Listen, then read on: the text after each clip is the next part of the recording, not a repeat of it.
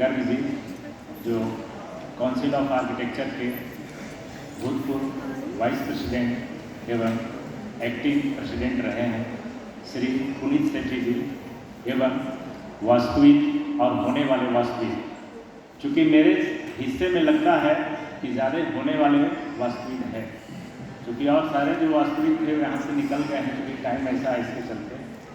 मैं अपनी बातों को बड़ी संक्षेप में रखने का हमको पूर्व से ही आदेश है, उसको हम संक्षेप में ही रखेंगे। लेकिन जो यहाँ स्टूडेंट्स हैं ना यहाँ पे, आर्किटेक्चरल स्टूडेंट्स हैं ना यहाँ पे, वेरी गुड। आप सुनो मेरी बात और हम आपकी बात सुनेंगे, बहुत बढ़िया। तो ये जो कार्यक्रम ताज की नगरी में आज आयोजित हुआ 3 दिनों से, जिसका समापन समारोह है, मुझे पिछले दो दिनों में क्या हुआ है ज़्यादा जानकारी नहीं है, लेकिन आज देख चीज़ें यहाँ हुई होगी और चीज़ें समाज के लिए भी बहुत अच्छी हुई होगी और फ्रेटर्निटी के लिए बहुत अच्छी होगी। आप लोग स्टूडेंट्स थे, वो सारे लोग बड़े ध्यान से सुने होंगे, लेकिन बहुत सारी ऐसी बातें होंगी जो आपको समझ में नहीं आई। कह रहे होंगे उनको भी बहुत ज़्यादा इधर उधर से ही लग रहा है, पता नहीं अपना जो उनका अनुभव है उसको रख रहे हैं, लेकिन अपनी अनुभव को रखते समय वो दूसरे परिप्रेक्ष्य को और सामाजिक परिप्रेक्ष्य को देख नहीं पाते हैं। इसलिए उनकी जो कहने की स्पष्टता है वो आपको पेनिट्रेट नहीं करता है और उसका इम्पैक्ट क्या होगा पता नहीं चलता। जैसे आपको लगता होगा कि हम आर्किटेक्चर पढ़ के क्या करेंगे, हमको कहाँ जॉब मिलेगा। अगर आप इंजीनियरिंग कॉलेज में हो तो ये बोलेगा कि कंप्यूटर वाला का ये होगा, सिविल वाला का ये होगा, मैकेनिकल वाले का ये होगा। आर्किटेक्चर को लगता हो कि हम कहाँ जाएंगे, हमको जॉब अपॉर्चुनिटी कहाँ। मैं इसी विषय को फोकस करके कम ही शब्दों में अपनी बात को रखता हूँ कि आप जिस विधा में अपना नामांकन कराए हो, जिसको पढ़ रहे हो, यह अन्य विधा से अलग है। ये आपको पहले से ही पता है और अपने आप को मोर क्रिएटिविटी के साथ में आप इसमें आए हो और आप इसको कर रहे हैं। लेकिन जहाँ तक जॉब अपॉर्चुनिटी का सवाल है तो लोग बोलते हैं टीचिंग करेंगे या प्राइवेट करेंगे या अपना करेंगे।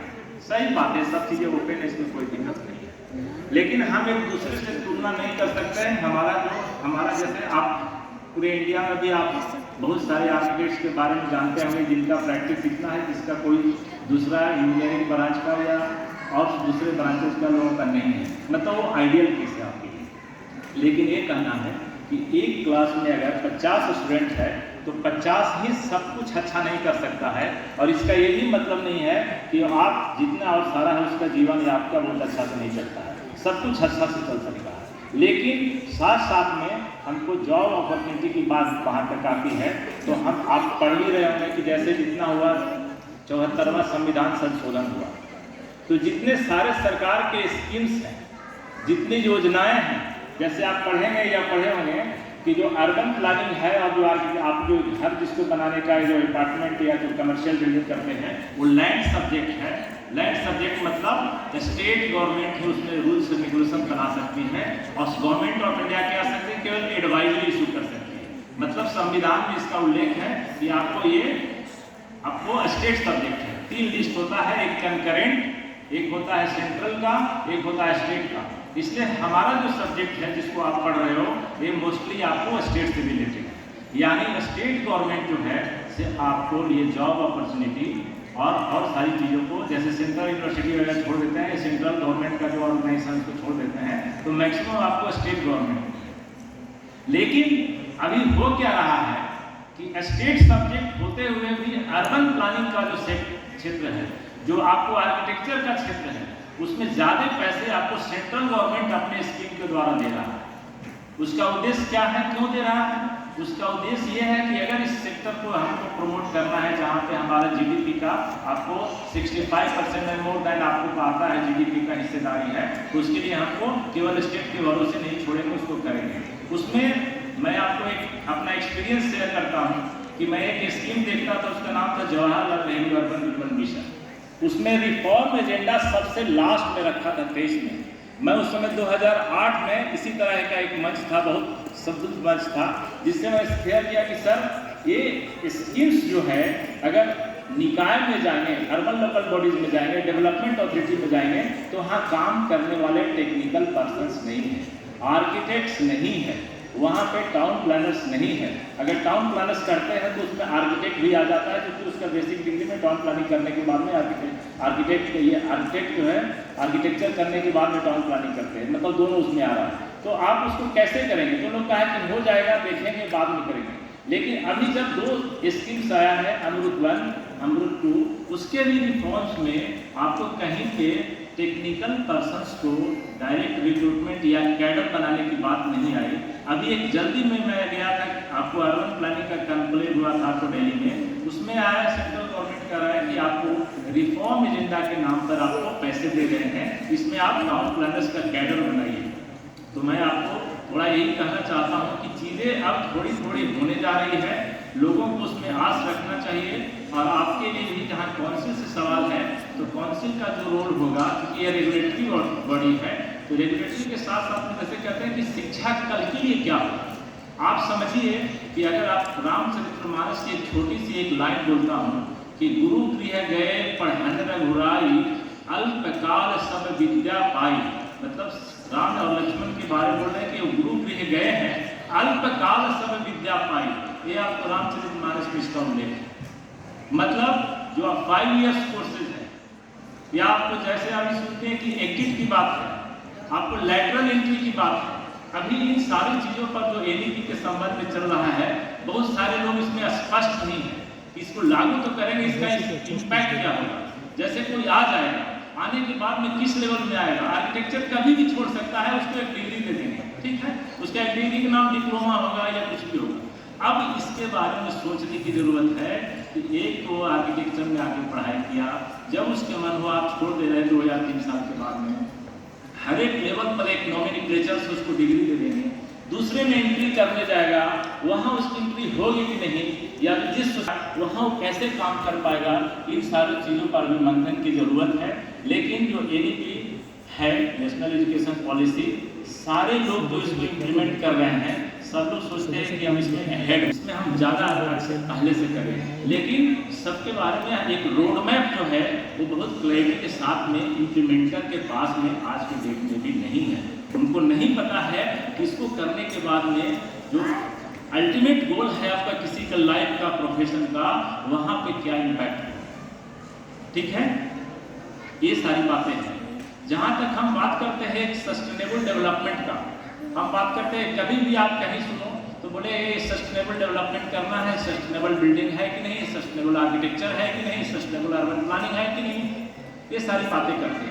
अभी करते हैं ब्लू एंड ग्रीन इंफ्रास्ट्रक्चर का डेवलप करने के लिए।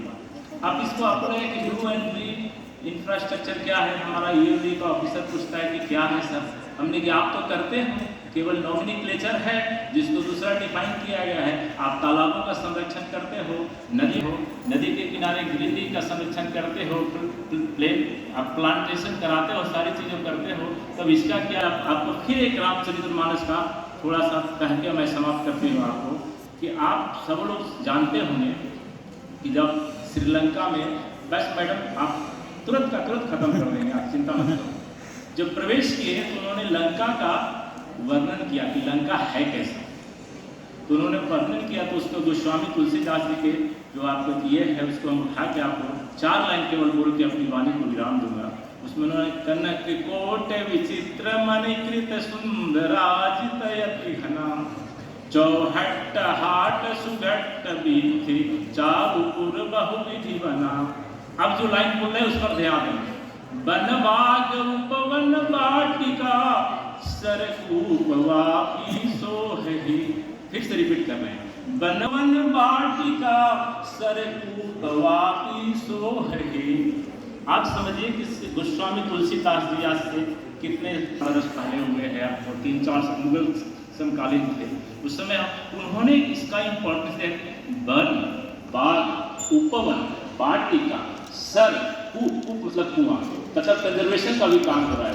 सरकूपवापी सोहहि, मतलब हमको अपनी चीज़ों को लेने के लिए ऐसा नहीं कि कोई आके कहता है कि आप पेड़ लगाओ, सस्टेनेबल डेवलपमेंट करो, इसमें आपको ग्रीनरी छोड़ना है जी, तो आप इसको आपका ऐसा नहीं क्योंकि अलौकिक बातें कर रहे हैं। जो हमारे सराउंडिंग्स में हो रहा है उसको केवल वो भिन्न भिन्न शब्दों का रूप देके कह रहा है, जिससे हमको लगता है कि वो बहुत लर्नेड पर्सन है। हमको अपना परसेप्शन को बदलना, हमको अपना परसेप्शन में समझना होगा।